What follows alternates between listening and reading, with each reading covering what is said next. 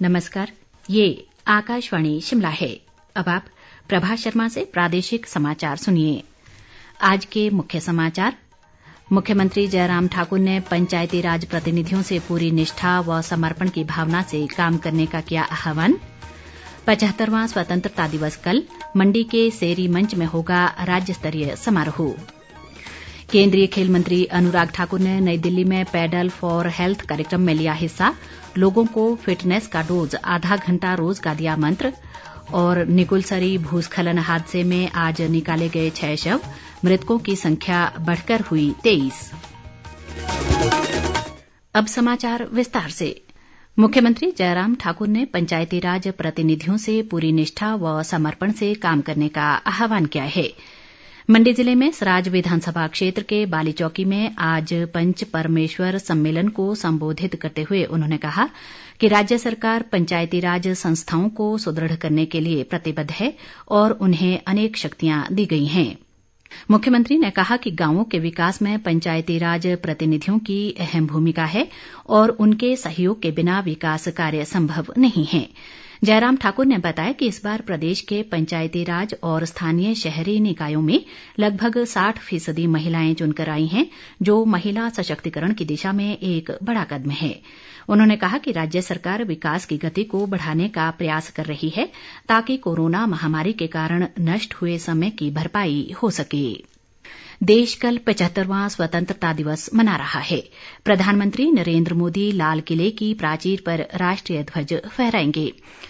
स्वतंत्रता दिवस का राज्य स्तरीय समारोह मंडी के सेरी मंच पर होगा, जहां मुख्यमंत्री जयराम ठाकुर ध्वजारोहण करेंगे।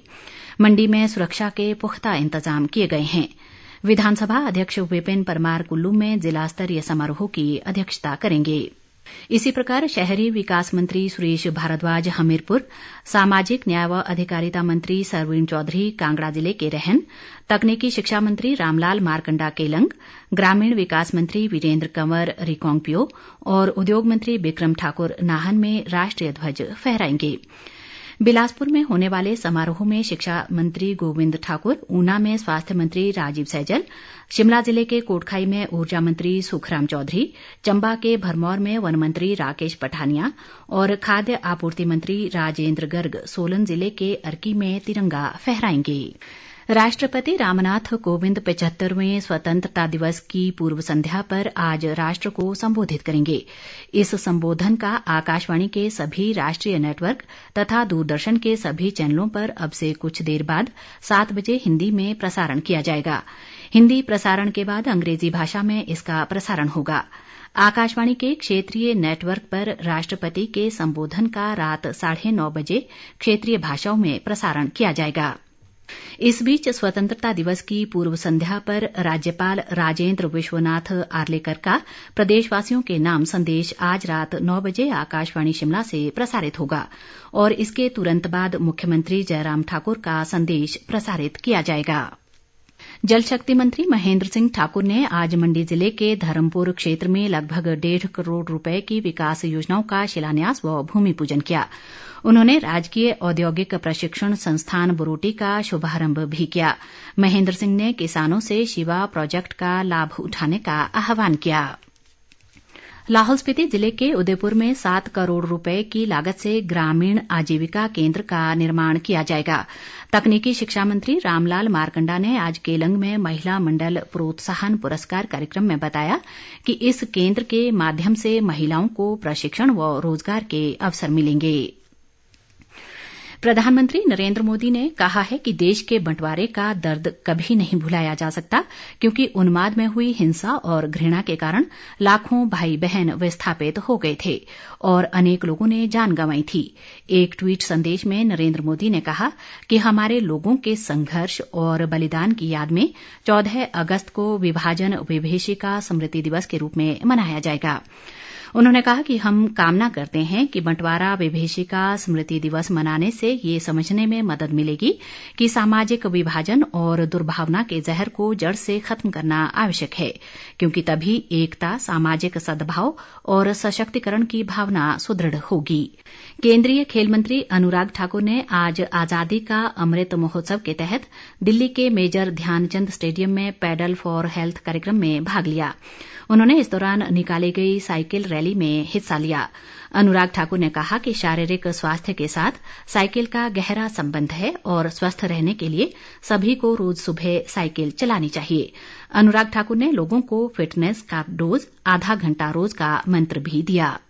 बहुत सारी संस्थाओं को साथ में जोड़कर पैडल फॉर हेल्थ एक जागरूकता अभियान, जन भागीदारी के लिए, अच्छे स्वास्थ्य के लिए, ताकि लोग फिटनेस का डोज आधा घंटा रोज कम से कम इसको लें, स्वस्थ रहें और स्वस्थ भारत का निर्माण भी करें।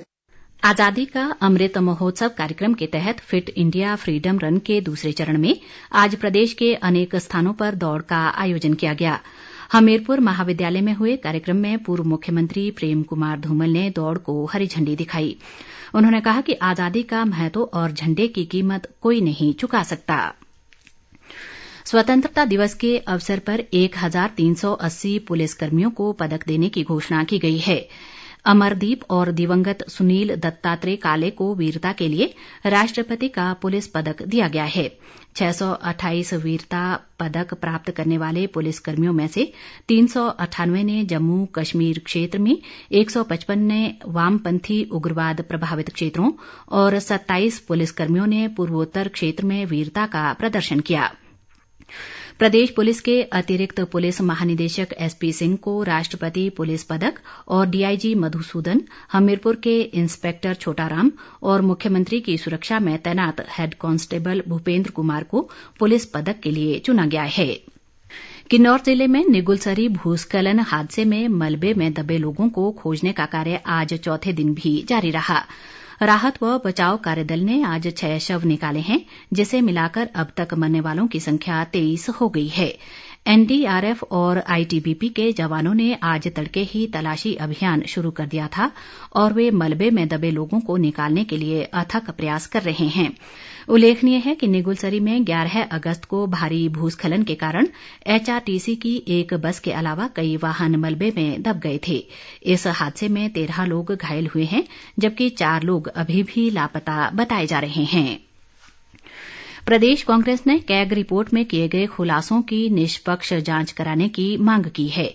पार्टी के वरिष्ठ प्रवक्ता दीपक शर्मा ने कहा है कि कैग रिपोर्ट में अनेक विभागों में भ्रष्टाचार का जिक्र किया गया है और इसमें संलिप्त लोगों के खिलाफ कार्रवाई की जानी चाहिए।